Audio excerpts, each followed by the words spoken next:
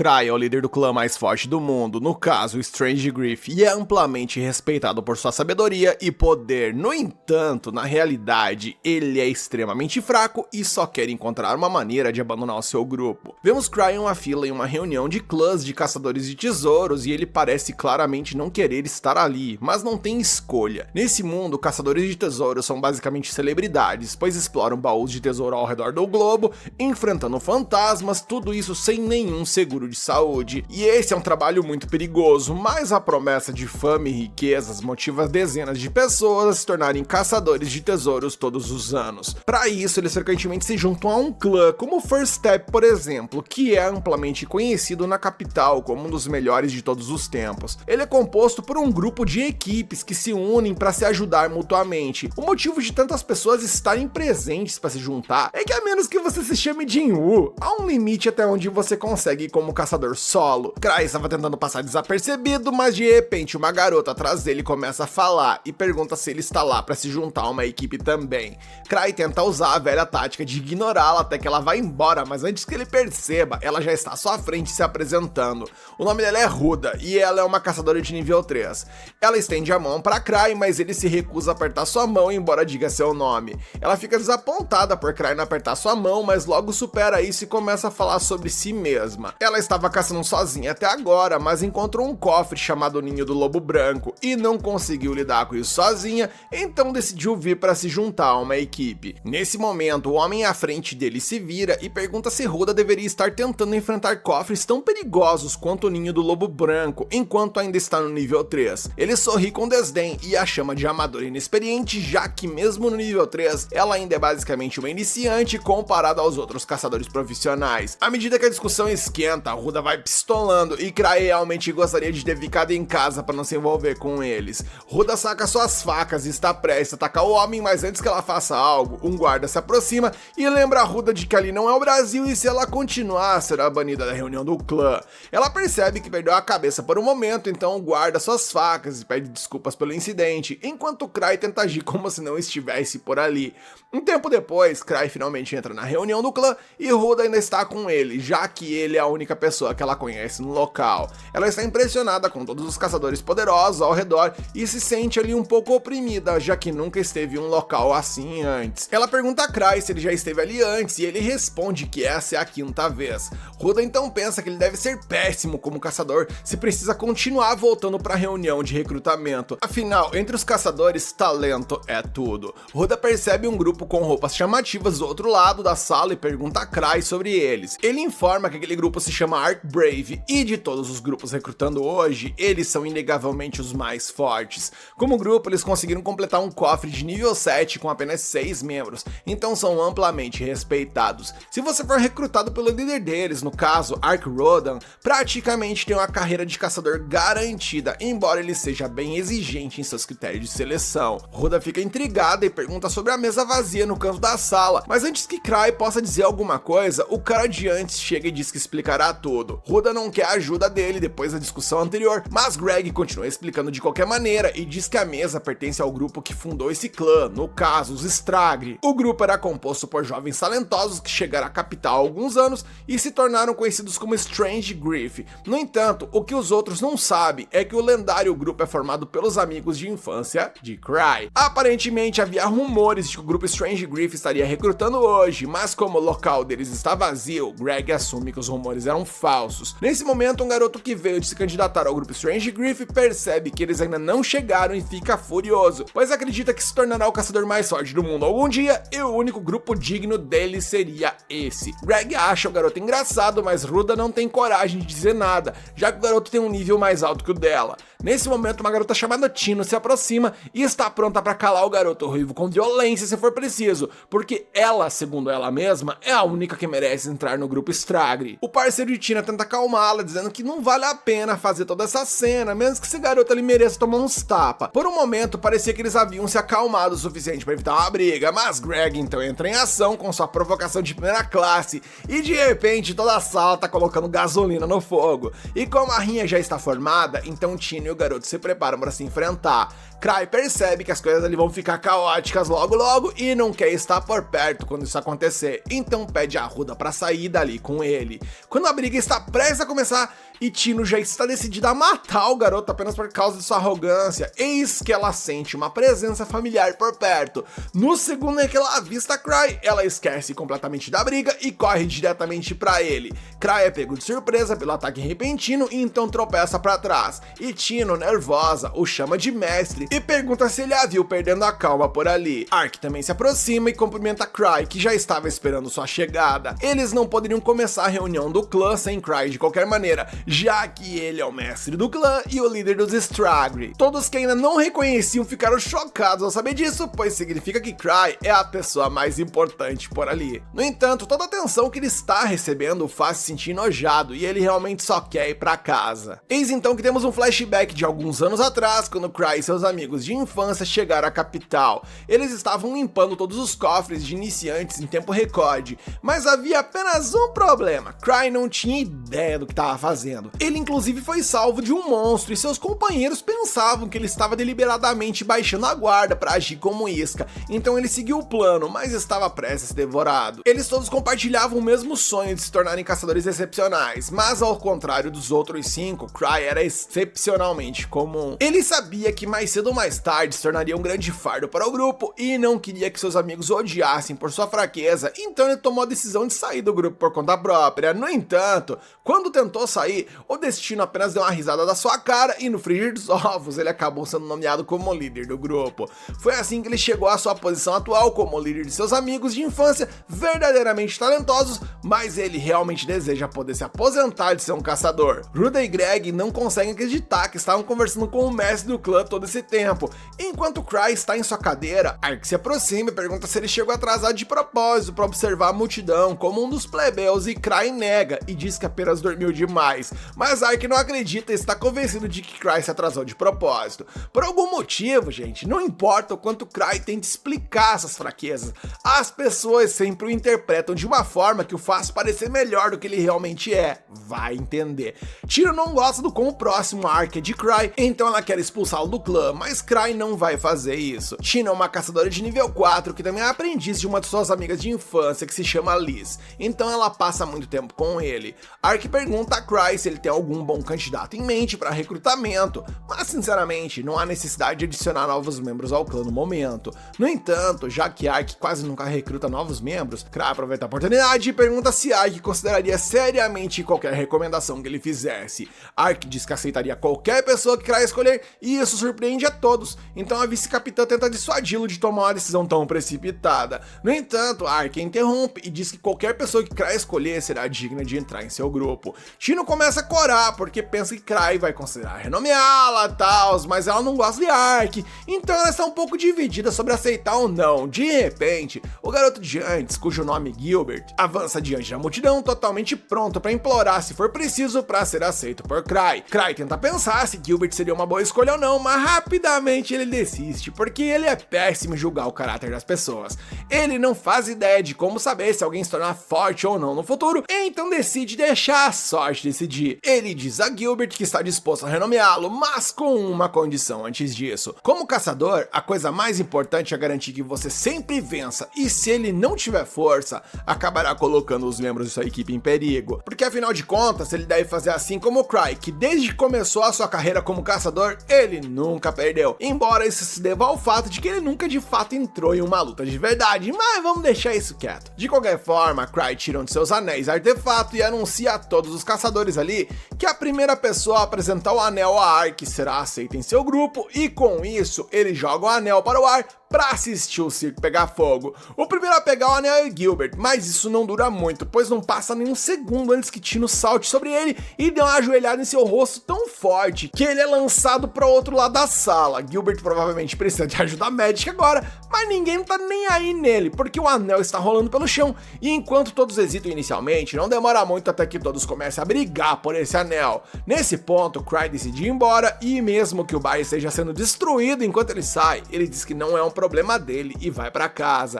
No entanto, na manhã seguinte, o problema se tornou dele, já que a briga no bar foi manchete nos jornais. Aparentemente o local inteiro foi destruído por causa da briga, mas felizmente não houve vítimas civis no final. No entanto, como resultado dos eventos, Eva informa que a Associação dos Exploradores quer uma reunião com ele e Cry já sabe que isso significa que o dele estará na reta nesse momento. Ele pergunta como Ark reagiu à notícia e Eva diz que ele na verdade levou na brincadeira e riu da situação. Como Ark provavelmente não está bravo, Cry quer aproveitar o bom humor dele e enviar-lhe a conta para reconstruir o bar, além de pedir que vá lidar com a reunião com a associação. Mas Eva o informa que a reunião é especificamente para ele, então não há como ele escapar dessa vez. E mesmo que ele tente ignorá-la, Gark, o gerente da associação, vai caçá-lo como sempre faz, então Cry cede e concorda em ir. Mas ele usará sua arma secreta para resolver isso o mais rápido possível, e essa arma secreta, bem, essa é ajoelhar e pedir desculpas. Ele também argumenta que o único dano foi ao bar, e como ninguém se feriu e o dono do bar foi compensado pelos reparos, não deveria haver mais problemas. Gark nem teve a chance de gritar com Cry ainda, mas depois de ver ali o rapaz se desculpar pra cacete, ele deixa pra lá por enquanto. No entanto, mesmo que não haja queixas oficiais contra ele, Cry ainda precisa assumir as responsabilidades por suas ações, razão pela qual Gark lhe atribuiu uma missão e ele não tem o direito de recusá-la. A associação recebe todo tipo de missões para caçadores, mas com um volume tão grande, sempre há missões ali tão difíceis ou que pagam uma merreca que ninguém quer fazê-las. Essas missões são as que os caçadores chamam de tarefas, e Cry realmente não quer ter que lidar com uma dessas, então ele tenta fingir que ele é muito importante para ser encarregado de uma tarefa. No entanto, Gark não tá deixando ele escapar dessa, então ele é forçado a escolher uma. Cry abre o livro de missões e começa a procurar a missão mais fácil em teoria, e de todas as disponíveis, o menor nível é 3, então ele escolhe essa. Ele planeja jogar o trabalho para Ark, mas quando tenta procurá-lo, é informado por Tino que Ark está em uma reunião com alguns nobres. Ele vai ficar fora por algum tempo, então Cry não tem muitas opções para se livrar de seu trabalho dessa vez. Nesse momento, ele percebe que Tino está usando seu anel, o que significa que ela foi a vencedora de seu joguinho de anterior, mas deixando-se de lado, ele pergunta se ela está disponível no momento. Tino fica toda animada porque pensa que ele vai convidá-la para sair, para um encontro, mas na real ele diz que ele tem uma missão para ela. Ela imediatamente foge, mas mesmo sendo rápida, Cry tem uns seus jeitos ali de alcançá-la. Ele então invoca Silver, a corrente do lobo, e instrui a capturar Tino, e em pouco tempo, Cry a tem amarrada a uma cadeira para discutir a missão com ela. Ela se sente no mínimo traída, porque só queria ir ao encontro com Cry, mas agora ele está forçando a fazer uma missão horrível sozinha. Cry pergunta se o problema é que ela não quer fazer isso sozinha, e Tino responde que não se oporia à ideia se Cry fosse com ela. No entanto, isso significa que Cry teria que fazer o trabalho de verdade, então ele opta por enviar Tino na missão com um grupo de caçadores que conheceu ontem. Voltando 6 anos no tempo, o clã mais poderoso da região, que na época nem tinha nome, chega à Associação dos Aventureiros para registrar o grupo. Como de costume, Cry tenta desmotivar a equipe a seguir em frente, nem sequer tentar, mas seus companheiros não estão dispostos a desistir nesse ponto. Com sua total falta de confiança, ele afirma que só irá atrasar a equipe, mas seus amigos insistem em tê-lo como líder, custe o que custar, e que isso não é mais passível de discussão. Como Cry estava enrolando, o mais esquentado do grupo avança, metendo uma bicuda na porta e entrando na associação com toda a atitude do mundo, apresentando-se como Luke Sequel,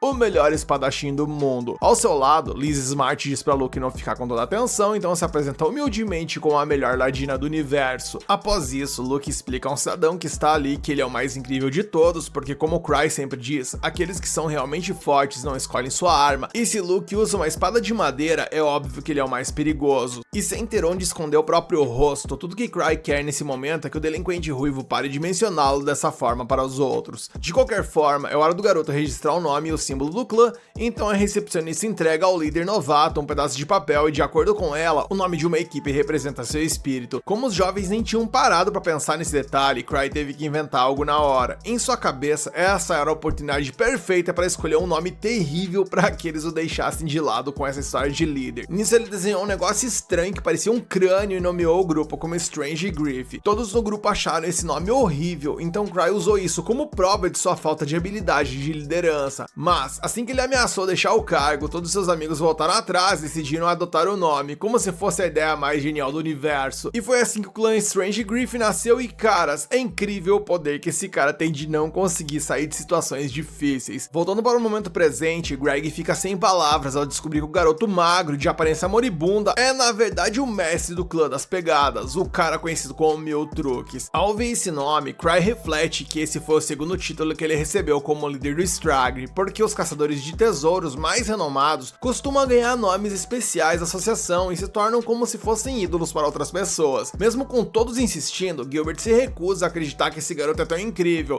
e Tino, que detesta o cabelo de fogo ali com todas as forças, começa a reclamar com o chefe que não tem como trabalhar com ele, pois o que ela mais odeia nesse mundo é gente que só fala e não faz nada. E Cry, ao ouvir essas palavras, pensa que na verdade ele foi descrito perfeitamente por sua fã e que não há alguém mais culpado por todas essas mentiras do que os seus próprios colegas, que ficaram espalhando que ele era o mais forte de todos por aí. De toda forma, Cry quer saber se os convidados estão prontos para a missão e Gilbert é o primeiro a responder, dizendo que tudo isso aí é uma piada porque é um insulto que alguém tão inútil quanto ele seja nível 8. Greg tenta avisá-lo que ele está provocando a pessoa errada, mas o espadachim não liga para o que os outros dizem. Nisso, Cry simplesmente expulsa Gilbert da missão. Com isso resolvido, ele pergunta a Greg e Ruda se eles estão dentro e eles confirmam. E Gilbert, furioso com a situação, espera que o mestre do Strange implore por sua aprovação, mas Cry não poderia se importar menos com a recusa do rapaz e caras, Cry subiu uns 200% no meu conceito de protagonista ao simplesmente expulsar esse cara irritante da equipe. Que cara insuportável.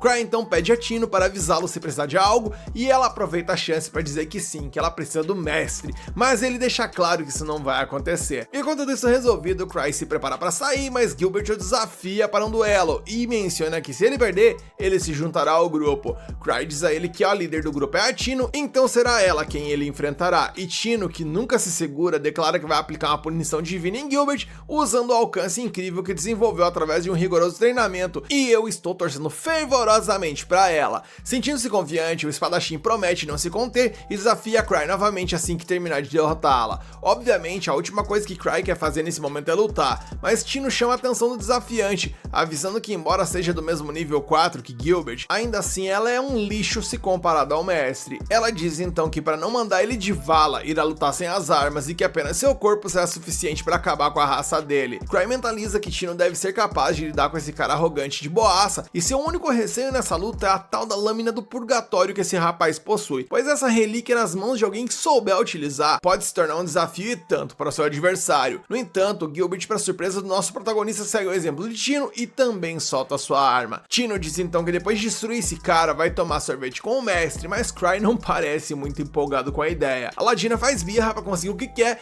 e o chefe cede apenas para manter a paz no recinto. Motivada, Tino agora tem a desculpa perfeita para lutar como se fosse o último dia na Terra, e com tudo isso em mente, ela avança contra Gilbert com uma velocidade surpreendente. Gilbert mal consegue desviar do primeiro golpe, mas não há o que ele possa fazer contra um chutaço que vem em seguida, e assim ele leva sua primeira surra do dia e eu espero que não seja a última. Determinado, o rapaz não desiste e contra-ataca a garota, mas ela desvia do ataque com facilidade e zomba dele por ter desafiado seu mestre. E mesmo parecendo completamente derrotado, Gilbert dá a volta por cima e retoma o controle de seu corpo. Então Tino lhe dá um tapa no pescoço, pondo fim ao pobre homem, ou ao menos ao que todos nós pensávamos, porque enquanto os outros já consideram ele derrotado, bem meus amigos, ele apela para o poder divino encontrado nos animes, ou seja, o flashback da história da determinação. E bem, vamos lá. Desde muito jovem ele superava até alguns adultos na esgrima e não demorou para ele crescer e ir para a capital buscar a carreira que tanto desejava. Logo ele formou um grupo e venceu vários cofres de tesouro, e esse sucesso lhe deu a sensação de que ele era invencível. Agora, diante da situação atual, ele volta à realidade quando sua rival o chama. Ela diz que ele deveria usar sua espada se quisesse ter alguma chance de sobreviver. Gilbert se recusa, mas ela avisa que orgulho não significa nada quando você está morto, e querendo ou não, o espadachim concorda com ela, embora a verdade seja que ele não consegue aceitar ser mais fraco do que seu oponente. No entanto, Cry intervém e diz a Gilbert que eles são bastante parecidos, pois assim como Gilbert deixou seu último grupo por causa da diferença de força entre ele e os outros, Cry passou pela mesma situação. Porém, no caso de Cry, ninguém foi deixado para trás, ou melhor, eles não deixaram para trás, por assim dizer, por mais que ele quisesse. Mas Cry obviamente não diz isso em voz alta, né? Após ouvir isso, Gilbert é atingido pela ideia de que Cry é benevolente, mesmo liderando o clã mais temido da capital. Ele então começa a ver o Mil Truques como uma espécie de entidade, e eu já penso que o nosso proto é um encantador de serpentes, porque não é possível um negócio desse. Enquanto isso, Cry se aproxima da espada do homem derrotado, dessa forma identificando o dano elemental e o alcance de ataque aprimorado, e comenta que é uma arma simples, mas muito boa, então o espadachim deveria cuidar bem dela.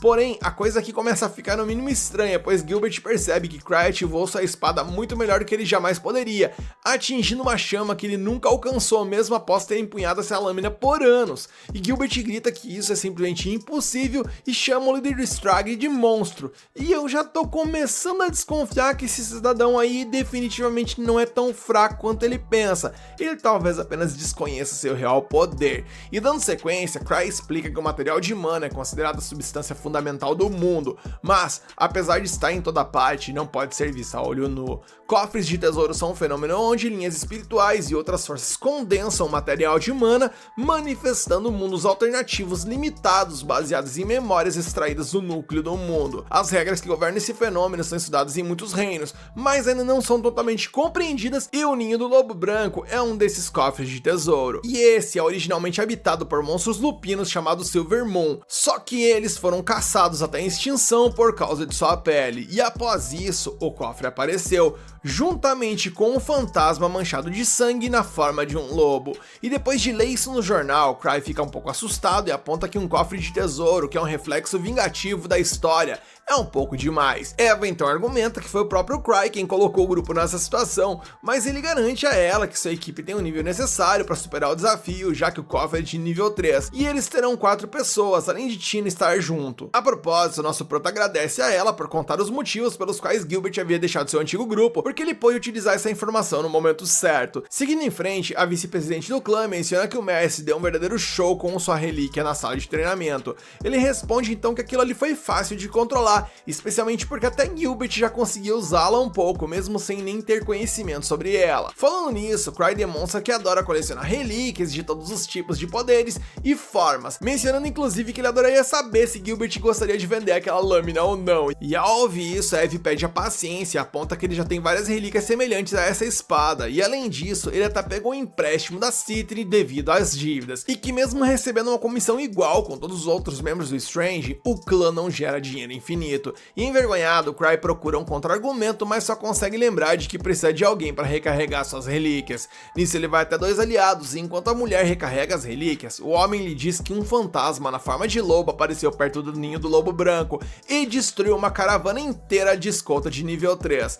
Cry pensa que sua equipe vai lidar com isso sem problemas, mas o homem insiste que os fantasmas na área têm ficado mais fortes. A mulher acrescenta que até um tal de Rudolph Davol, um poderoso caçador de nível 5, também apareceu por lá, e Cry lembra que esse cara está na lista de procurados pelo trabalho da guilda que ele aceitou. Preocupado que a missão possa falhar, o líder espera que Gilbert ao menos tenha recarregado a lâmina do purgatório, e falando da equipe que já está a caminho do ninho, Tino não ajuda na atmosfera ao revelar que deixou um testamento antes de partir, afinal seu mestre a enviou nessa missão, e isso significa que não vai ser fácil. Mesmo assim, ela prefere acreditar que Cry nunca designaria ela a um grupo aleatório. Por outro lado, todos os outros membros dessa equipe acham que essa equipe é a mais aleatória possível, e de qualquer forma, Gilbert aceitou o trabalho porque o Miltruk sabia, até mesmo porque ele deixou seu antigo grupo, e Tino explica que o cara é um gênio da dedução e tem um vasto conhecimento sobre a capital e seus arredores, então ele deve ter deduzido esse fato pelas palavras de Gilbert. Ruda duvida bastante disso, mas Greg acha que apenas uma mente tão metódica poderia ter calculado friamente o incidente do bar, por exemplo. Aproveitando o discurso, Tino reforça que o mestre planejou tudo para que a missão ocorresse sem grandes sustos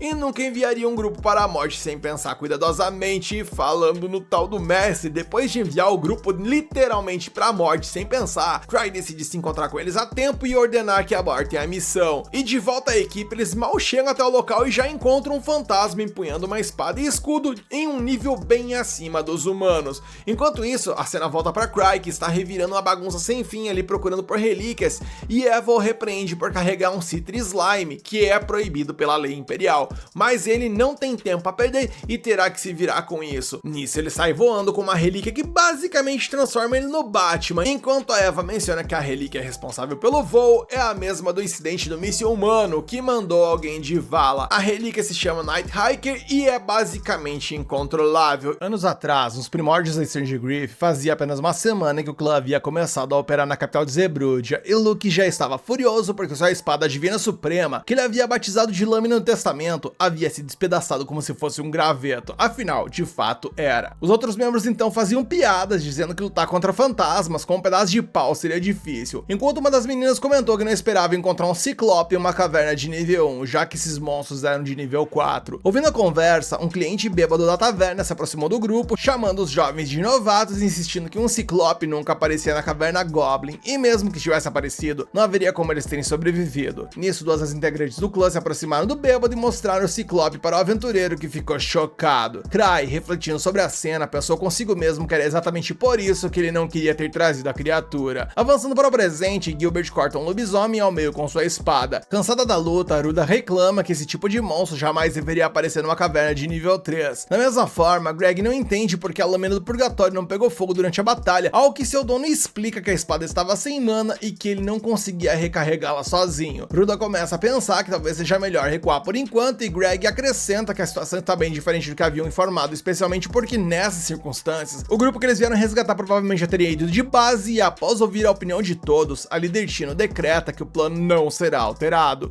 Ansioso, Greg pergunta se a sobrevivência não deveria ser a prioridade, mas Tino responde firmemente que eles não vieram até ali para capturar monstros, e que aqueles que vieram resgatar ainda estavam vivos. Ela menciona que eles estão executando uma estratégia perfeita de nível 8, e a decisão de esgotar a mana da lâmina do purgatório faz parte do plano do mestre. O grupo segue em direção à toca do lobo branco, onde os lobos humanoides estavam armados com arcos e armas de fogo. Isso faz Greg perceber que os que derrotaram antes não eram apenas fortes ao acaso, mas que toda a matilha era altamente habilidosa. Tina explica que essa toca foi criada para abrigar os lobos da lua de prata que originalmente viviam ali. Gilbert avança ansioso para resolver a situação rapidamente, achando que uma vez que cuidassem dos lobos com arcos e armas de fogo, o resto seria moleza.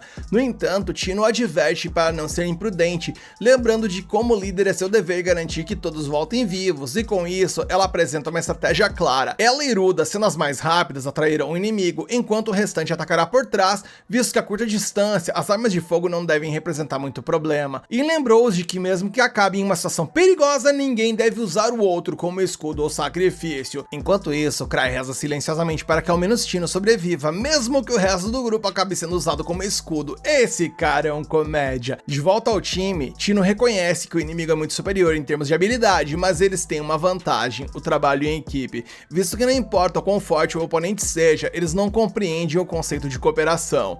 Dito isso, mais lobisomens armados aparecem e o grupo sabe instintivamente como responder. Tino observa que, embora seja uma equipe improvisada, a formação não é ruim. Gilbert pode falar demais, mas é muito competente. Greg, com sua vasta experiência, trabalha bem com os outros. Ruda pode não fazer nada chamativo, mas como ladina, ela se destaca em localizar os inimigos, e sem ela, Tino não conseguiria se concentrar na luta. Com todos os aspectos da estratégia se encaixando, Tino começa a acreditar que seu mestre é um verdadeiro gênio por ser tão preciso. Enquanto isso, no calor da batalha, Gilbert fica irritado, sentindo que está sendo subestimado pelo inimigo. Esse sentimento leva de volta a uma memória antiga, onde ele achava que estava passando pela mesma coisa quando ordenou que seus subordinados fossem mais persistentes, mas sua equipe não conseguia acompanhar seu ritmo. Então Gilbert desistiu e deixou o grupo ali mesmo. Talvez eles estivessem dando o melhor de si, mas com o tempo a diferença entre eles só aumentou. Naquela época o garoto estava cheio de raiva e só agora ele percebe que aquelas pessoas estavam se esforçando ao máximo e ele nunca considerou como elas se sentiam. Agora, lutando lado a lado com os outros, ele alcançou um nível de maturidade onde entende que o trabalho em equipe é sempre melhor. E após mais uma vitória, a equipe avança na toca do lobo branco, chegando a uma área extremamente maior que as anteriores. Tino coloca a mão na parede e sente uma presença que ela tem absoluta certeza de que não são as pessoas que vieram resgatar, mas provavelmente o chefe da toca. Greg pergunta se não seria mais sábio fugir, mas Tino aponta que chegar até ali sem levar um único arranhão, então devem ser capazes de lidar contra esse chefe. Porém, mesmo com essas palavras de certa forma assertivas, ainda assim Greg continua inquieto. Tino comenta que ele é cauteloso demais para alguém que parece tão durão e que missões seguras nunca ajudam ninguém a crescer, mencionando que ter cautela é bom, mas às vezes é preciso ser ousado. Greg admite que ela não está totalmente errada, visto que uma vez que um caçador chega ao nível 4, pode ganhar a vida apenas completando masmorras de baixo nível. Toda vez que ele achava que não conseguiria vencer, Greg parava de confrontar o inimigo e o resultado era óbvio, e isso levava muitos de seus amigos morrerem. Tino responde que, embora Greg seja o caçador há muito tempo,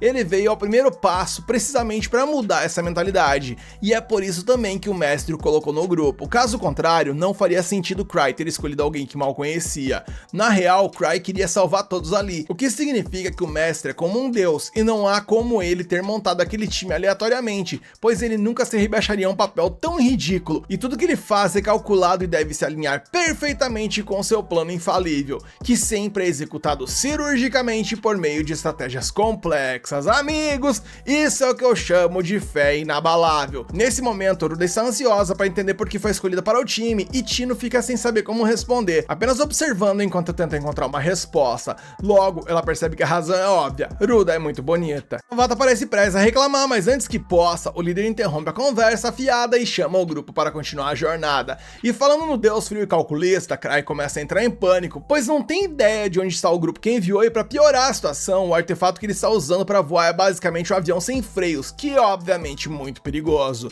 No entanto, apesar de todos os percalços no caminho, ele consegue cair acidentalmente na toca do lobo branco, e enquanto isso, Tino e os outros enfrentam o chefe da masmorra, um lobo branco gigante. No momento em que o inimigo faz seu primeiro movimento, todo o grupo recua claramente ansioso, pois não há como negar que esse lobo é incrivelmente poderoso. A equipe fica hesitante, desorganizada e dividida entre lutar ou fugir. Tino observa que o chefe não está usando um capacete, o que deve ser o seu ponto fraco, e esse é provavelmente um dos 1000 desafios impostos por seu mestre Cry, então ela precisa garantir que passe no teste. Com isso em mente, ela ordena que Gilbert bloqueie um dos golpes do lobo enquanto ela cuida do resto, e o Gilbert se adianta, segurando sua espada contra a força esmagadora do machado da fera, resistindo por um momento. Greg ataca uma das pernas, mas o lobo consegue arremessar o guerreiro para longe com a pata dianteira esquerda. Tino então avança destemidamente contra o oponente, deixando Ruda admirada com sua determinação. Greg, no entanto, perde sua espada após ela sofrer um golpe pesado do machado, fazendo sua lâmina se esbagaçar. E quando o lobo se prepara para um segundo golpe, Ruda corre para salvá-lo, empurrando-o a tempo. Tino aproveita o momento, subindo pelo cabo do machado do lobo e indo em direção à sua cabeça. Durante o salto para desferir o golpe final, ela sofre um arranhão profundo, mas consegue seguir seu plano e cravar sua espada na criatura, derrotando-a de uma vez por todas. Após a vitória, Tino percebe que seu ferimento é bastante sério, mas ela já tem uma poção de cura pronta, o que alivia a situação. Greg lamenta por sua espada quebrada, mas Gilbert aponta que ele deveria agradecer por não ter sido a cabeça dele no lugar da espada. Eventualmente, o grandalhão agradece a Ruda por tê-lo salvado, e eles se lembram de que ainda há uma missão de resgate pela frente. Tino então entrega sua espada para Greg, já que ele está desarmado, mas nesse momento uma lança gigante é arremessada em direção à líder, que escapou no detalhe de ser empalada. E enquanto se recuperam, mais 4 lobos brancos gigantes começam a aparecer, idênticos ao que eles pensaram ser o chefe da masmorra. Dessa vez, até a própria Tino sente a pressão e percebe que seu mestre os colocou em um desafio muito mais difícil do que esperavam. Diante dessa situação esmagadora, ela ordena que todos fujam pelo caminho mais próximo à direita, sabendo que o corredor estreito dificultaria os movimentos dos lobos. No entanto, um dos lobos bloqueia o caminho, então Greg sugere que Tino e Ruda, sendo mais rápidas, escapem pela passagem, enquanto ele e Gilbert se sacrificam pelo grupo. Mas a líder insiste que ninguém deve ser sacrificado, ordenando que cada membro mire nos olhos dos lobos e organizando a equipe para uma nova ofensiva. A formação de ataque rapidamente se estabelece, com Gilbert à frente, pronto para enfrentar a morte de cabeça erguida. Com sua espada, ele bloqueia um dos ataques dos lobos, seguindo pelo golpe de Greg, mas ambos são jogados para trás. Ruda lança shurikens nos olhos de outro lobo, mas a criatura fecha-os a tempo. Tino então se prepara para usar uma técnica que desenvolveu sob treinamento de Kai, utilizando um acessório que emite uma luz brilhante para cegar um dos lobos. E aproveitando a oportunidade, Gilbert ataca, mas mesmo cego, o lobo consegue jogá-lo contra a parede com força. Tino se repreende por usar uma estratégia ruim, colocou um membro da equipe em perigo, e agora parece que tudo está prestes a acabar, pois o grupo está cercado e sem recursos para lutar. Nesse momento, Cry acidentalmente chega por ali, derrubando um lobo com seu voo descontrolado. Os lobos restantes hesitam em atacar após testemunhar tal poder, mas um avança com sua espada. Cry, utilizando seus acessórios, bloqueia o golpe e dispara projéteis com o outro, derrubando a criatura. Com 17 anéis de segurança à sua disposição, Cry pode fazer muita coisa em batalha, mas ele só quer ir para casa sem se importar em encontrar as pessoas que deveria resgatar. E para encerrar a situação rapidamente, ele lança o seu pingente no ar e o detona com um de seus anéis, criando a distração para o grupo escapar. Logo, todos estão em retirada, embora Tino esteja ferida e mais lenta que os outros. Gilbert reclama do ritmo, mas Ruda aponta que é a líder do grupo quem está definindo o ritmo por conta do estado da Ladina ferida. Na realidade, Cry está correndo mais rápido que pode, o que por acaso é tão devagar quanto a Ladina, e pensando que o mestre está sendo atencioso, Tino se lembra que sua bondade sempre foi uma de suas características definidoras. Ela então se lembra que muito tempo atrás, quando ainda era uma criança, ela estava em apuros com 2 garotos até que Strange Griff apareceu para salvá-la. Desde então, ela sempre quis ser como eles. Depois de colocar uma boa distância entre eles e os lobos, o grupo faz uma pausa e Cry usa outro artefato para curar os ferimentos de Tino. Gilbert comenta com um certo desdém ali que o cara usa um item para tudo, mas Cry nem liga pelo comentário dele. Eles continuam seu seu caminho sob a liderança de Cry, embora ele não tenha a menor ideia do que está fazendo, muito menos como sair daquela situação. Alguns anos atrás, quando ainda era uma criança, Cry sempre impressionava seus companheiros de clã com o número de relíquias que ele colecionava. Se não for obcecado por esses itens, ele fazia questão de economizar dinheiro para comprar o máximo que pudesse. Liz perguntou se Cry escolheria um que combinasse com ela, mas Luke achou que seria injusto, pois o líder deveria escolher uma relíquia que apoiasse todo o grupo. Nisso, a menina de cabelos pretos mencionou que agora valeria a pena o líder ser um acumulador de itens, pois dessa forma ela finalmente seria recompensada por agir com a bateria para eles, no sentido de que quem fornece energia para os itens funcionarem é ela. Eis então que o outra das meninas do grupo queria saber que relíquia era aquela que ele tinha em mãos, então o dono explicou que era uma bolsa mágica capaz de carregar muito mais itens do que se poderia imaginar. A menina dos cabelos pretos supôs que a bolsa deveria ter sido cara, mas ao contrário disso tudo, Cry explicou que ela era muito barata porque só conseguia armazenar chocolate. Com isso, a menina de cabelos escuros percebeu que não havia nada mais inútil do que aquilo. Liz chamou a atenção do líder para mostrar uma pulseira que ela gostou, mas logo depois ela foi jogada ao chão 2 vezes por ela sem conseguir reagir.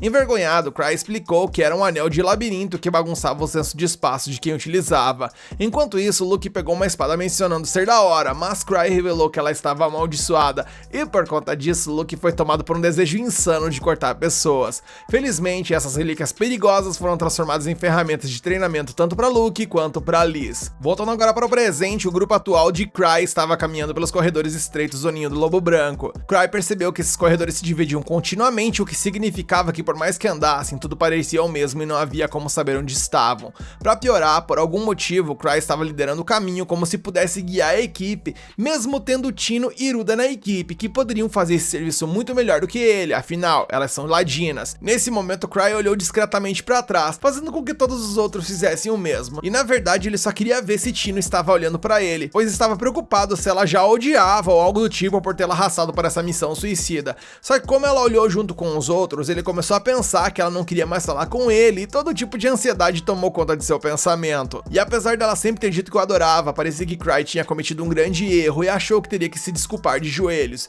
Nisso, Gilbert perguntou se estava indo em direção à saída, o que fez Cry olhar para trás mais uma vez, arrastando todos os outros para o mesmo movimento. Internamente, o líder refletiu que, claro, eles estavam indo para a saída, mas ele simplesmente não sabia o caminho. Tino, no entanto, informou ao espadachim que descobriu o plano do mestre, fazia parte do treinamento e revelou que nunca estiveram no caminho em direção à saída. Dessa vez, até Cry ficou surpreso, então ela acrescentou que havia verificado o mapa antes de saírem e tinha alguma noção dos caminhos da caverna. Quanto à rota em que estavam, por mais que insistissem nela, nunca chegariam à saída daquele jeito, pois se quisessem sair, teriam que voltar à câmara do chefe. Ao ouvir isso, Cry percebeu que havia cometido um erro, especialmente porque ele nem sabia que aqueles lobos gigantes eram os chefes, e agora era a vez de Ruda perguntar para onde estavam indo, mesmo entendendo que isso fazia parte do plano, mas Cry permaneceu em silêncio, pois não fazia ideia do que estava fazendo. Na verdade, ele só queria que todos não agissem como se dependessem dele, e nisso ele continuou andando em silêncio. De repente, depois que Cry virou à frente, os outros membros ficaram cativados pelo que havia na direção oposta,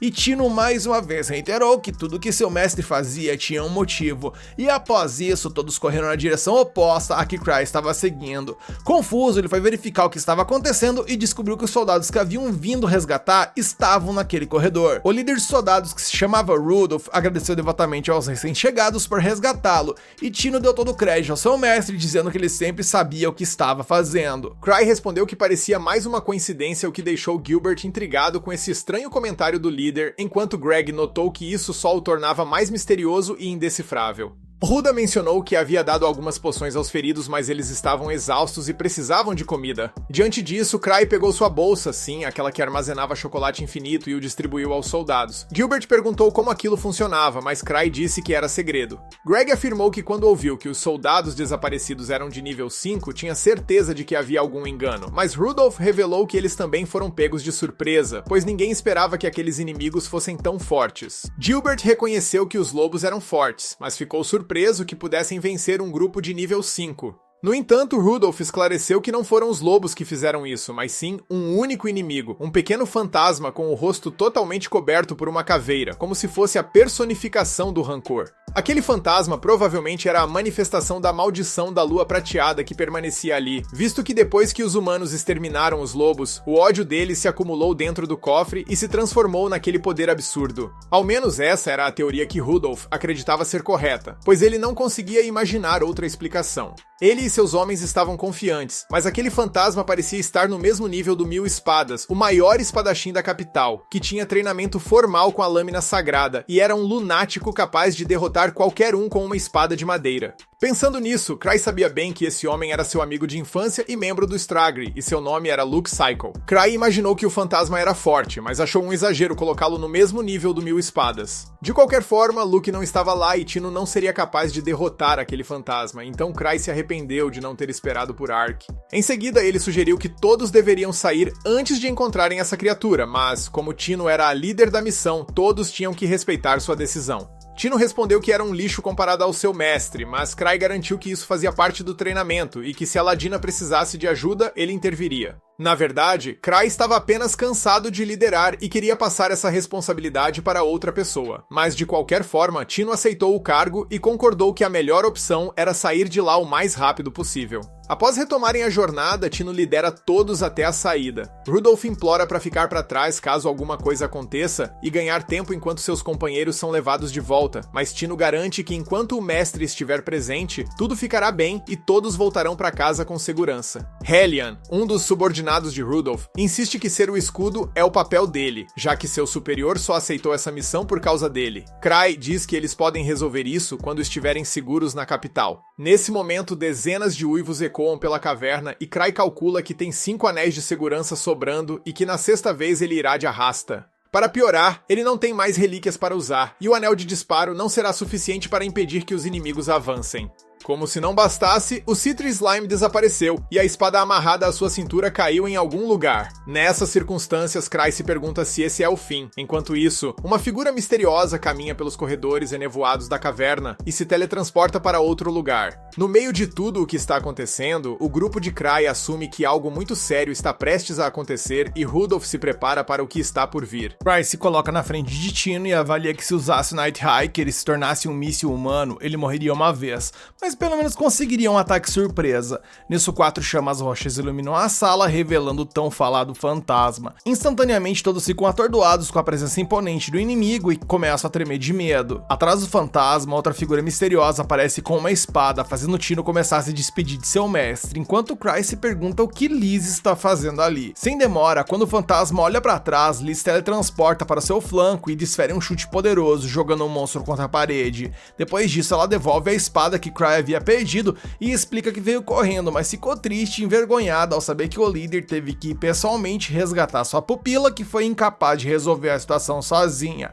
Ao dizer isso, Liz segura Tino pelos braços. Gilbert tenta dizer algo sobre isso, mas Liz lhe dá um chute no peito, avisando que está no meio de um pedido de desculpas e, meu amigo, ela esbagaçou com o rapaz. Foi tipo o Truck combatendo, só faltou mandar o rapaz para um Zekai. Então ela pergunta a Tino se foi incompetência da parte dela durante o treinamento ou falta de ambição por parte da própria aluna, e depois de perguntar calmamente, a professora perde totalmente a compostura e a xinga, dizendo que ela morrerá na sarjeta antes de causar problemas para o Cry, e caramba gente, a Liz é completamente despirocada, afetada e a paciente mais fraca do CAPS. Tino reage ajoelhando-se e implorando por perdão, dizendo que é inútil e horrível, então Cry intervém, dizendo que Tino foi excelente na missão de hoje e que Liz também estava fazendo um bom trabalho. E ao ouvir o elogio de seu mestre, Liz se orgulha de si mesma. Nesse momento, o lobo gigante chega à área empunhando uma metralhadora que dispara loucamente contra os humanos. Liz coloca sua máscara de volta e praticamente para o tempo, pegando uma das balas que voavam em sua direção. Quando o lobo termina de atirar, ela deixa a bala cair no chão, furiosa porque os oponentes a subestimaram, achando que poderiam derrotá-la com uma armazinha tão patética. Depois disso, ela reclama que sua aluna ficou com medo daquele brinquedo, arruinando sua reputação como mestre, e com isso ela salta sobre o lobo gigante e dá um chute em sua cabeça, arrastando-o ao chão e deixando um rastro de energia que explode insanamente. ambiente. No meio da explosão, a mulher grita que matar os inimigos do jeito que quiser é a coisa mais divertida do mundo, e com isso feito, restam apenas o fantasma e a sua espada. Ele ataca a Liz com uma velocidade impressionante, mas ela por sua vez para a lâmina no meio do golpe apenas com uma das mãos, explicando a sua aluna que isso é o que deve ser feito e que tal movimento não requer nenhum esforço extraordinário. Então com isso ela acerta o joelho no estômago do fantasma e em seguida mete um socão que o lança ao chão. E de acordo com a membro do Stragre, basta matar o inimigo para que ele não ataque você, sempre atacando com tudo mesmo que arrisque sua própria vida. Que raciocínio simplista. Enquanto passa esses ensinamentos para Tino, a professora a chama de estúpida e todos os outros nomes inimagináveis, a ponto de fazer a garota chorar. No meio dessa surra toda, Cry observa que esse fantasma não teria chance contra 1000 espadas e que foram precisamente as batalhas entre Liz e Luke que fizeram o Stragre evoluir tanto, ou seja, ele estaria em pé de igualdade com ela e o fantasma não. E Cry menciona que hoje em dia Liz é mais rápida do que qualquer coisa nesse mundo, ganhando o apelido inclusive de Sombra Partida. A cena muda e de volta à capital, após a vitória, Gilbert anuncia que Cry pode ficar com a espada do purgatório, porque ele planeja recomeçar sua jornada do zero e que em breve será capaz de pegar balas no ar como a Sombra Partida. E ao ouvir isso, Tino, Greg e Ruda não acreditam nem por um segundo na afirmação do rapaz, mas ele só quer sonhar e ser feliz. E bem, como ele quer ser tão forte quanto Liz, Tino tem um conselho sobre as máscaras personalizadas Stragre. 6 anos atrás, Cry havia se confundido ali com um pedido das máscaras para o seu clã e acabou solicitando elas sem ter buracos nos olhos, e mesmo assim todos os membros acharam incrível e adotaram oficialmente o acessório, ainda que isso não os fizesse sequer enxergar. Eles falavam que aquilo ali melhorava os sentidos deles e tralalá. E ao final vemos que Cry está procurando algo que não consegue encontrar, e bem, nisso o episódio acaba, e agora aguardar a continuação para ver quais serão os próximos passos da jornada de Cry e seus amigos. Você quer continuar acompanhando essa história aqui no canal? Então deixa aqui nos comentários que você quer a continuação, mete o dedo no like para fortalecer esse vídeo e se inscreve e ativa o sininho para fortalecer o canal.